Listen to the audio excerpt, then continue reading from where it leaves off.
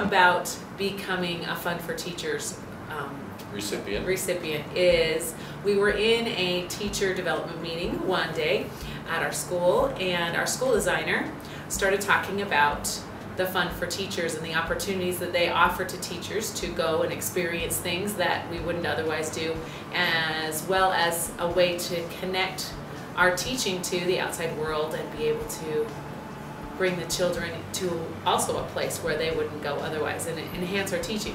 And I sat and thought and wondered what in the world I could do that would do that.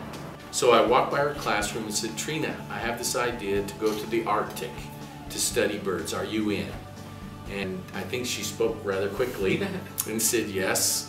And then there was a little apprehension after I rolled the details out about how we would be taking a bush plane to the northernmost river on the North American continent from the northernmost city or town, village actually, on the North American continent to study tundra swans, which is a bird I knew she was interested in, and peregrine falcons, which have been a passion my entire life. What to do is create a video journal of our expedition, our true expedition to north of the Arctic Circle to the Colville River, and bring the children along with us with our video journal, and let them see us climbing into the Helio Courier bush plane to land on the gravel bar of the Colville River, to get as close as we can without disturbing the nesting peregrine falcons,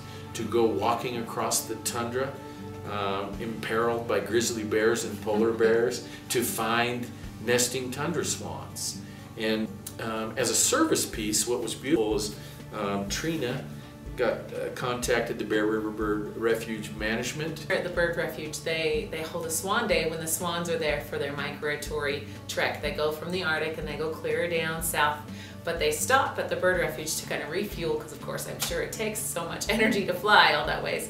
But they have a swan day while they're there, and they invite anyone that wants to come, and they're going to have our students be the experts to teach the patrons that come at that time all about the things they've learned about the tundra swan. Not only my journey, but what we've learned in the classroom after that.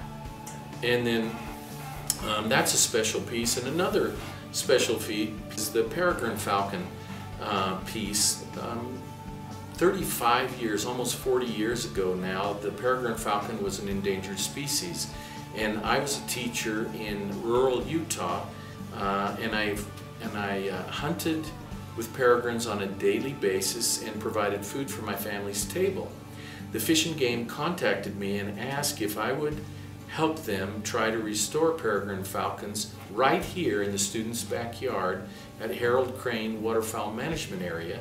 They asked me if I would live on the marsh for the summer and be the surrogate parent to these peregrines that were so precious and so rare, and see that they made their way back into the wild.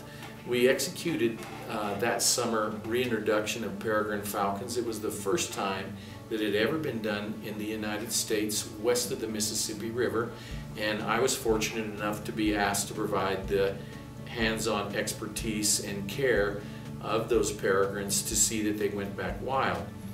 The reintroduction was the biggest success story in the history of the Environmental Protection Agency and the history of wildlife management, and I was involved on the ground level. And so I'm deeply touched and love those animals.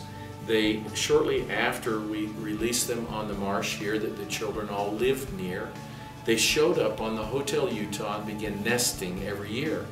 And those are the direct descendants of the birds that I helped reintroduce here. And the children will be given the opportunity to train their own peregrine in the classroom with me coaching them. And then we have a patron who has donated significant sums of money to our class who will be interested in the falcon after we train it properly for falconry, using the exact same techniques that were used to save those birds from extinction.